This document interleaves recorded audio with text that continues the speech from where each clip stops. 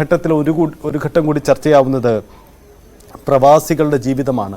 ചിലരൊക്കെ അടുത്ത മാസം അടുത്ത ദിവസങ്ങളിൽ നാട്ടിലെത്താനിരുന്നവരാണ്. ചിലരൊക്കെ കഴിഞ്ഞ ദിവസം മാത്രം മടങ്ങിപ്പോയവരാണ്. ഇങ്ങനെ ഉറ്റവരെ ദീർഘനാളുകളായി കാണാതിരുന്നവരുണ്ട്.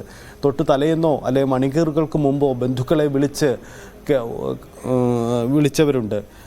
രാത്രി ഉറങ്ങിക്കിടന്നപ്പോഴാണ് ഇത്തരമൊരു ദുരന്തവും ഉണ്ടായി അവരെ മരണം പിടിമുറുക്കുന്നത് എന്ന സാഹചര്യം. ഇത്ര വലിയ ദുരന്തമായി ഇത് മാറി എന്നതാണ് എൻ്റെ പശ്ചാത്തലം.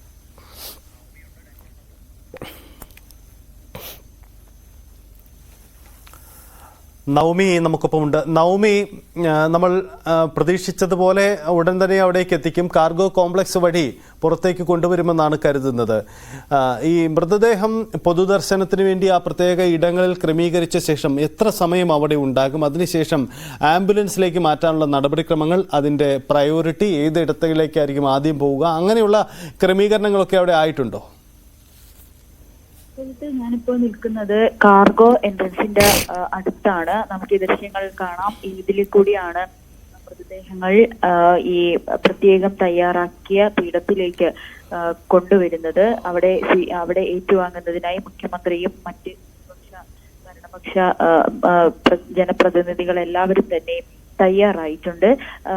നമുക്ക് കൂടുതൽ ഈ ആദ്യം പറഞ്ഞ സമയം പ്രകാരം 11 മണിക്ക് പൊതുദർശനം ആരംഭിക്കുമെന്നാണ്. പക്ഷേ ചെറിയ ഒരു കാലതാമസം നേരിടുന്നുണ്ട്. അതുകൊണ്ട് വീണ്ടും പൊതുദർശനത്തിന്റെ സമയം പോകാനാണ് സാധ്യത.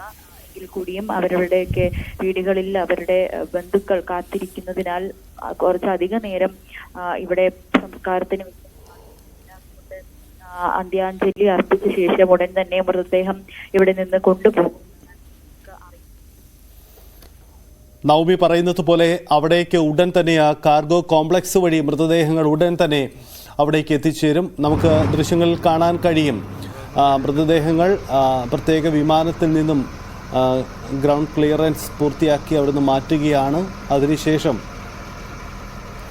ഉടൻ തന്നെ ഇപ്പോൾ അവിടെ കാർഗോ കോംപ്ലക്സ് വഴി ഉടൻ തന്നെ അത് പുറത്തേക്ക് എത്തിക്കും. അവിടെ നിന്നാവും അത് പിന്നീട് നാടുകളിലേക്ക് കൊണ്ടുപോവുക. മൃതദേഹങ്ങൾ ആംബുലൻസിൽ കയറ്റുന്നതിനും മറ്റും ക്രമീകരണമാണ് ഒരുക്കിയിട്ടുണ്ട്. നേരത്തെ തന്നെ ആംബുലൻസുകൾ അടക്കം അവിടെ ക്രമീകരിച്ചു കഴിഞ്ഞു. അത്തരം ഒരുക്കങ്ങളെല്ലാം പൂർണ്ണമായിട്ടാണ് കാത്തു നിൽക്കുന്നത്.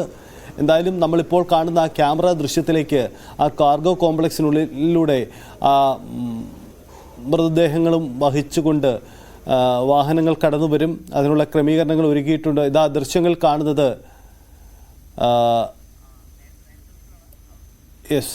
നമുക്ക് ദൃശ്യങ്ങൾ കാണാൻ കഴിയുന്നത് മൃതദേഹം അടങ്ങിയ പെട്ടികളാണ്. ഈ പെട്ടികളാണ് ഇപ്പോൾ പുറത്തേക്ക് എത്തിക്കുന്നത്. ഓരോരുത്തരുടെയും പേരടക്കം രേഖപ്പെടുത്തിയിരിക്കുന്ന പെട്ടികളാണ്.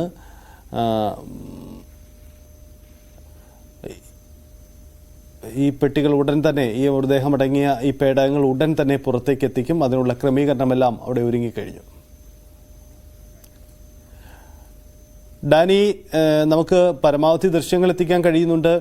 അവിടെ പെട്ടികൾ, മൃതദേഹമടങ്ങിയ പേടകം അവിടെ ഉണ്ട്. അത് ഉടൻ തന്നെ പുറത്തേക്ക് കൊണ്ടുവരും. നടപടിക്രമങ്ങൾ മറ്റെന്തെങ്കിലും അവശേഷിക്കുന്നുണ്ടോ ഡാനി?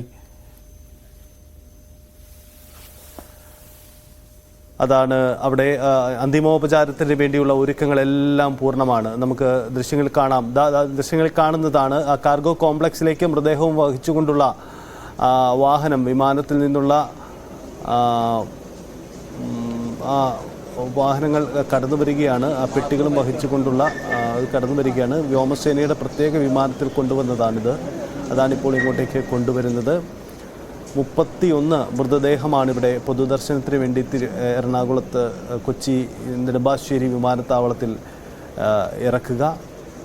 അതിനുശേഷം മറ്റുള്ളവ മറ്റിടങ്ങളിലേക്ക് കൊണ്ടുപോകും. ആ തരത്തിലാണ് ഇപ്പോൾ ക്രമീകരണം ഒരുക്കിയിരിക്കുന്നത്.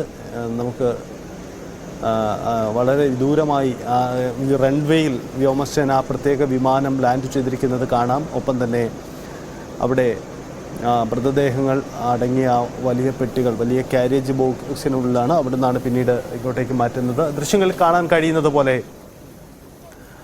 അവിടേക്ക് ഈ കാണുന്ന ക്യാമറ ദൃശ്യത്തിലേക്ക് ഉടൻ തന്നെ ആ മൃതദേഹം എത്തിക്കും. കാർഗോ കാരിയേജിന് ഉള്ളിലെ ദൃശ്യങ്ങളാണ് കാണുന്നത്. അതിനുള്ളിലേക്ക് കടന്നു വരും ഇപ്പോൾ ദൃശ്യങ്ങൾ. അതിനുശേഷമായിരിക്കും മുഖ്യമന്ത്രിയും മറ്റും ഇരിക്കുന്ന ആ ഇടത്തേക്ക്, ആ പൊതുദർശനം നടക്കുന്ന ഇടത്തേക്ക് ആ മൃതദേഹങ്ങൾ, ആ പെട്ടികൾ കൊണ്ടുവരിക. അവിടെ നിന്നേക്കാണ് പിന്നീട് സ്വന്തം നാടുകളിലേക്കുള്ള യാത്ര ആരംഭിക്കുന്നത്. നമ്മൾ ദൃശ്യങ്ങളിൽ കാണുന്നതാണ് ഓരോരുത്തരുടെയും പേര് രേഖപ്പെടുത്തിയ മൃതദേഹമടങ്ങിയ ആ പെട്ടികളാണ് പിന്നീട് കൊണ്ടുവരിക. ആശുപത്രികളിൽ നിന്ന് പ്രത്യേകം പാക്ക് ചെയ്ത് വളരെ വേഗത്തിൽ നടപടിക്രമങ്ങളൊക്കെ പൂർത്തീകരിച്ചാണ് വരുന്നത്. എന്തായാലും അതിനുള്ള ക്രമീകരണങ്ങളൊക്കെ അവിടെ പൂർത്തിയാവുകയും നടപടിക്രമങ്ങൾ വേഗത്തിൽ മുന്നോട്ട് പോവുകയും ചെയ്യുന്നുണ്ട്.